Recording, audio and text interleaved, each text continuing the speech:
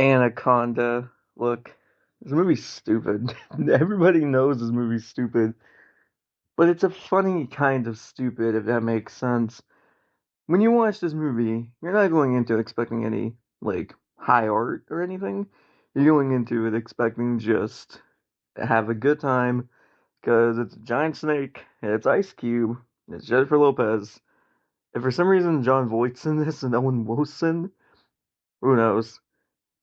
But it's just very, very odd. Oh, and Danny Trejo.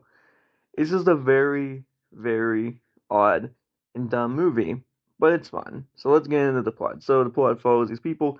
It doesn't really matter, but they go to this island to research a certain kind of tribe, and then they run into John Voight's character, who's this hunter and giant snake.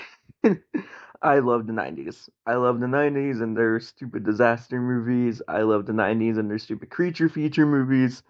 This movie is right up my alley. It always has been ever since my mom showed it to me when I was young. Because I love creatures, I love monster movies, and this is the definition of a stupid 90s monster movie. Let's get into why. First and foremost, good characters in this movie. None of them really matter. A lot of them are just kind of there. Ice Cube does call the snake a bitch in the movie, so that's fun. You got John Voight in this, who, for lack of a better term, is eating up more of the screen time than the snake is. He is insanely, and I do mean insanely over the top in this movie, but it is so much fun to watch, especially in some scenes of this movie where it can get a little boring sometimes.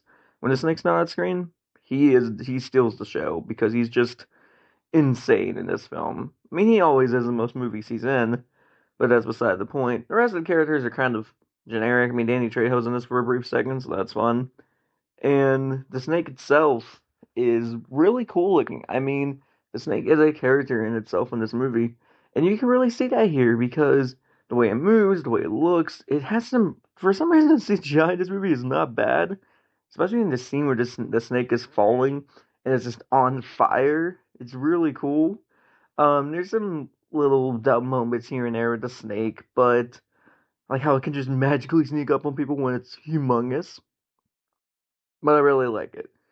And this one need more harder PG-13s because you see so much death in this movie, and they don't really hold back on much. I feel like this was supposed to have been a more hardcore rated R movie, but they settled on the PG-13 to get as many people in the theaters as they could. That's fine. I mean, most movies do that, so it makes sense. But this movie is just really fun in that aspect because it feels like an old school creature feature, like I said. And there's just and the set design in this movie is pretty good too. I mean, it's mainly just a jungle, but it is pretty fun. And it is really fun to watch, and you do like these characters. Jennifer Lopez's character is one of the ones that doesn't have a lot going on here, but she's still fun in the movie. And most of the cast is as well here. And Ice Cube. Ice Cube is just perfect. I mean, like I said, he calls the snake a bitch.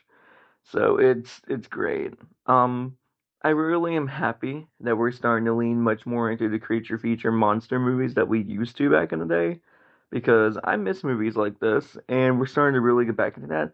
I mean, hell, we have a new Anaconda movie coming out at the end of the year, so that's exciting.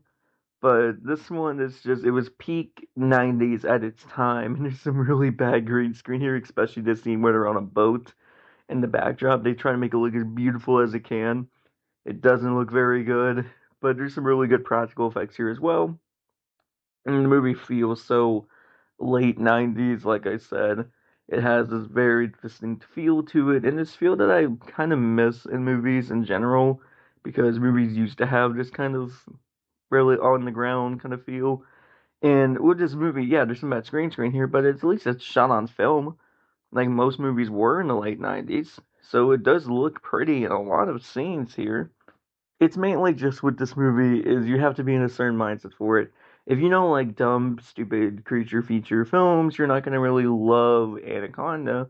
But if you're like me and you like monster movies, you like movies about say like a big snake or movies about a big shark or things like that, you're probably gonna really enjoy this film. And the Jaws comparisons are so huge throughout this movie. It is so weird to watch this back now after knowing Jaws, because I had seen Jaws when I first saw this movie when I was a kid.